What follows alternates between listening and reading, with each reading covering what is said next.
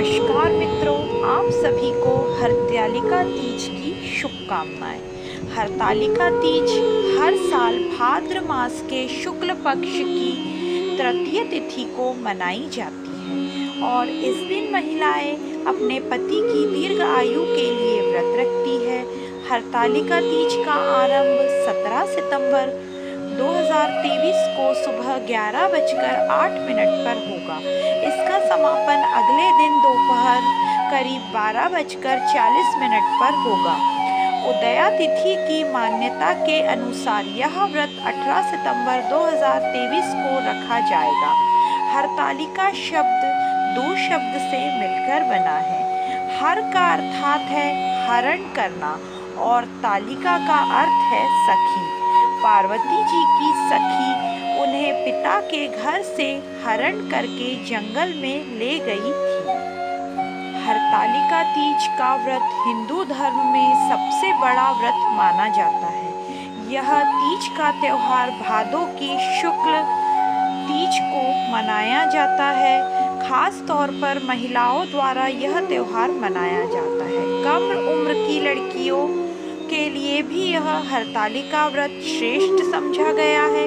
हरतालिका तीज में भगवान शिव, माता गौरी एवं गणेश जी की पूजा का महत्व है। यह व्रत निराहार एवं निर्जला किया जाता है। रात भर जाग कर नाच गाने के साथ इस व्रत को किया जाता है। हरतालिका व्रत पूजन विधि। हरतालिका पूजन प्रदोष काल में किया जाता है। प्रदोष काल अर्थात दिन रात के मिलने का समय।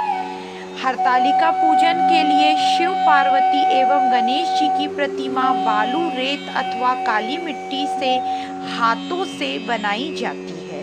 फुलेरा बनाकर उसे सजाया जाता है। उसके भीतर रंगोली डालकर उस पर पटा अथवा चौकी रखी जाती है।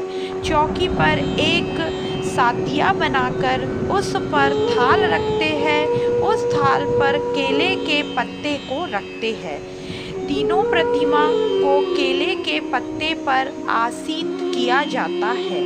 सर्वप्रथम कलश बनाया जाता है जिसमें एक लोटा अथवा घड़ा लेते हैं। उसके ऊपर श्रीफल रखते हैं अथवा एक दीपक जलाकर रखा जाता है। घड़े के मुंह पर लाल नाड़ा बांधते हैं। घड़े पर सातिया बनाकर उस पर अक्षत चढ़ाया जाता है।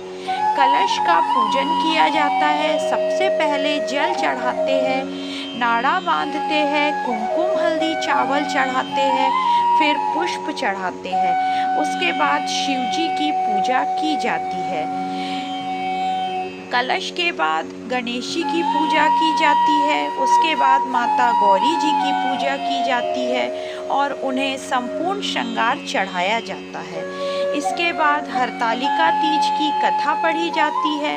फिर सभी मिलकर आरती की जाती है जिसमें सर्वप्रथम गणेश जी की आरती, फिर शिव जी की आरती, फिर माता गौरी जी की आरती की जाती है। पूजा के बाद भगवान की परिक्रमा लगाई जाती है। रात भर जागकर 5 पूजा एवं आरती की जाती है। सुबह आखिरी पूजा के बाद माता गौरी को जो सिंदूर चढ़ाया जाता है, उस सिंदूर से सुहागन स्त्री मांग में सुहाग लेती है। ककड़ी एवं हलवे का भोग लगाया जाता है। उसी ककड़ी को खाकर उपवास तोड़ा जाता है। अंत में सभी सामग्री को एकत्रित कर पवित्र नदी एवं कुंड में विसर्जित किया जाता है। हरतालिका तीज व्रत कथा। यह हरतालिका व्रत कथा शिवजी ने ही माता पार्वती जी को सुनाई थी। शिव भगवान ने इस कथा में माँ पार्वती को उनका पिछला जन्म याद दिलाया था। शिव जी कहते हैं, हे गौरा, पिछले जन्म में तुमने मुझे पाने के लिए बहुत छोटी उम्र में कठोर तप और घोर तपस्या की थी। तुमने ना तो कुछ खाया और ना पिया, बस हवा और सूखे पत्ते चबाए। जला देने वाली गर्मी हो या कपा देने वाली ठंड हो, तुम नहीं हटी, डटी रही। बारिश में भी तुमने जल नहीं पिया। तुम्हें तुम्हें इस हालत में देखकर तुम्हारे पिता दुखी थे। उनको दुखी देखकर नारद मुनि आए और कहा कि मैं भगवान विष्णु के भेजने पर यहाँ आया हूँ। वह आपकी कन्या से विवाह करना चाहते हैं। इस बारे में मैं आपकी राय जानना चाहता हूँ। नारद जी की बात सुनकर आपके पिता बोले, अगर भगवान विष्णु यह चाहते हैं तो उन्हें कोई आपत्ति नहीं, परंतु जब तुम्हें इस विवाह के बारे में पता चला तो तुम दुखी हो गई। तुम्हारी एक सहेली ने तुम्हारे दुख का कारण पूछा तो तुमने कहा कि मैंने सच्चे मन से भगवान शिव का वरण किया है, किंतु मेरे पिता ने मेरा विवाह विष्णु जी के साथ तय कर दिया है। मैं विचित्र धर्म संकट में हूँ। अब मेरे पास प्राण त्याग देने के अलावा कोई उपाय नहीं बचा। तुम्हारी सखी बहुत समझदार थी। उसने कहा, प्राण छोड़ने से कोई उपाय निकल आएगा क्या? तो मैं तुम्हें घनघोर वन में ले चलती हूँ, जो साधना स्थल भी है, और वहाँ तुम्हारे पिता तुम्हें खोज नहीं पाएंगे। मुझे पूर्ण विश्वास है कि ईश्वर अवश्य तुम्हारी सहायता करेंगे। तुमने ऐसा ही किया। तुम्हारे पिता तुम्हें घर में न पाकर बड़े चिंतित और दुखी हुए। इधर तुम्हारी खोज होती रही, उधर तुम अपनी सहेली के साथ नदी के तट पर एक गुफा में मेरी आराधना में लीन रहने लगी। तुमने रेत के शिवलिंग का निर्माण किया। तुम्हारी इस कठोर तपस्या के प्रभाव से मेरा आसन हिल उठा और मैं शीघ्र ही तुम्हारे पास पहुंचा और तुमसे वर मांगने को कहा। तब अपनी तपस्या के फलभूत मुझसे अपने समक्ष पाकर तुमने कहा, मैं आपको सच्चे मन से पति के रूप में वरण कर चुकी हूँ। यदि आप सचमुच मेरे तपस्या से प्रसन्न होकर यहाँ पधारे हैं तो मुझे अपनी अर्धांगिनी के रूप में स्वीकार कर लीजिए। तब तथास्तु कहकर मैं कैलाश पर्वत पर लौट आया। उसी समय गिरिराज अपने बंधुओं के साथ तुम्हें खोजते हुए वहां पहुँचे। तुमने सारा वृतांत बताया और कहा कि मैं घर तभी आऊंगी अगर आप महादेव से मेरा विवाह करेंगे। तुम्हारे पिता मान गए और उन्होंने हमारा विवाह करवाया। इस व्रत का यह महत्व है कि इस व्रत को पूर्ण निष्ठा से करने वाली प्रत्येक स्त्री को मनोवांछित फल देता हूँ। इससे पूरे प्रकरण में तुम्हारी सखी ने तुम्हारा हरण किया और इसलिए इस व्रत का नाम हरतालिका व्रत हो गया।